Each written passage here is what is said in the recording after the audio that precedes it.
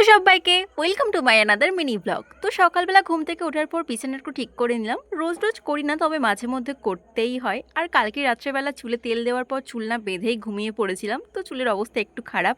এই গরমকাল পড়ছে, এবারে তেল মাখা নিয়ে যুদ্ধ তো শুরু হবেই। তো ঘুম থেকে উঠতে উঠতেই দেখি মা কতগুলো ফুল তুলে এনেছে। এটা কি ফুল বলো তো? আমি তো এটাকে পঞ্চজবা নামে চিনি।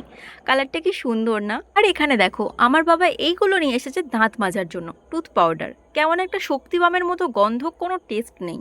যাই হোক, এনেছে যখন ইউজ তো করতে হবেই, তো ভাবলাম চলো দেখি দাঁতটা মেজে কেমন লাগে। এর আগে আমরা এরকম ধরনের পাউডার ইউজ করেছি, তবে এটা একদম নতুন ছিল। তো জানি এরকম ধরনের পাউডারগুলো দাঁতের জন্য খুব ভালো হয়। তো ফ্রেশ হয়ে নেওয়ার পর চলে এসেছি টিফিন করতে। গতকাল রাত্রেবেলা করা হয়েছিল রুটি, সেই রুটি আর তরকারি। গাইস, এই যে সুন্দর সুন্দর রুটিগুলো দেখছো, এগুলো আমার হাতে তৈরি করা। আর যে তরকারিটা দেখছো, এটা আমার মা তৈরি করেছিল। তো সব মিলিয়ে আজকে টিফিনটা হলো। টিফিন করা কমপ্লিট হয়ে গেছে। এখন হচ্ছে আমার মা এতগুলো শাক দিয়ে গেছে কাটার জন্য, এই শাকগুলো ভাজা হবে। তো চলো কেটে ফেলি। আমি রান্না জোগাড় করে দেওয়ার পর এখানে রান্নাও কমপ্লিট। আজকের লাঞ্চে ছিল শাক ভাজা, শিম ভাজা আর হচ্ছে পটল আলু দিয়ে মাছের ঝোল।